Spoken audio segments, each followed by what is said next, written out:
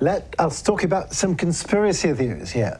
UVB-76, or more famous as a buzzer, is a shortwave radio station that broadcasts on the frequency 4,625 kilohertz.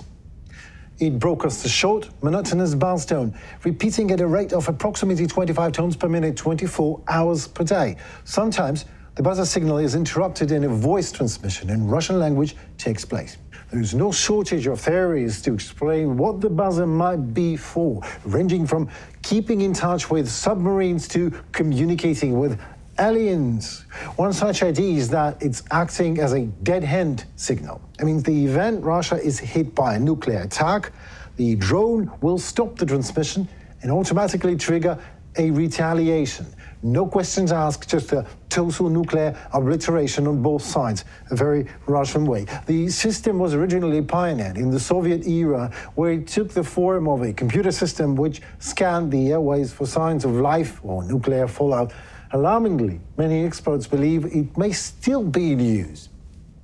As Russian President Vladimir Putin pointed out himself, nobody would survive a nuclear war between Russia and the United States.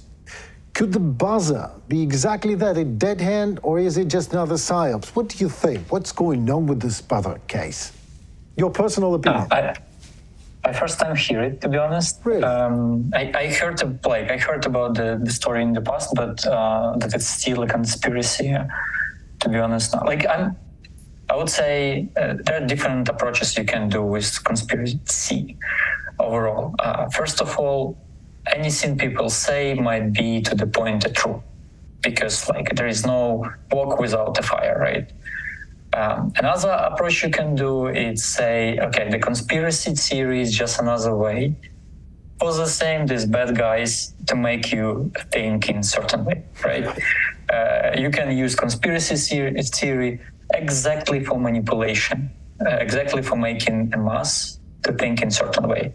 A religion. And in this case, in this case, it's easy. You imagine for whom it works and what emotion it makes inside you. If it's frightened, if it's nuclear war, then for me, if I would be Russian, it's easy to use this narrative to just spread another threatening. And it's one of the IPO, it's one of the operations. If you getting down the morality and making people to give up. So I would say, first of all, even if it's a case, even if it's a true, let's think practically what this makes for us. And in this war, it's not working for us. It works against us. Come on. It makes a great story, isn't it? I mean, a dead hand on the radio and a message in the Russian language, and a dead hand pushes the button and everyone dies. Jesus Christ, it's a Hollywood movie script. Yeah, we had similar situations in the past, right? It was this submarine, while Caribbean crisis, they had. But when U.S.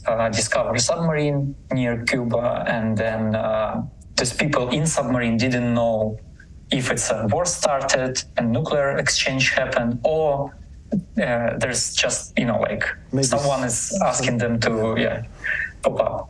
And at the time, there's a protocol between officers where they should decide should they launch a nuclear.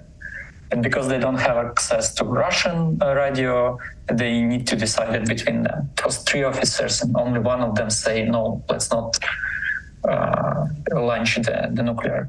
So we had in the past story like this, where something bad can happen. Okay. I mean, this is the answer. This is the answer. So you have to consider what's at stake, right? So what's at stake, what it actually gives us. If this is an interesting story, to tell my kids in the evening, a strange hand that is about to kill us all after the nuclear war starts.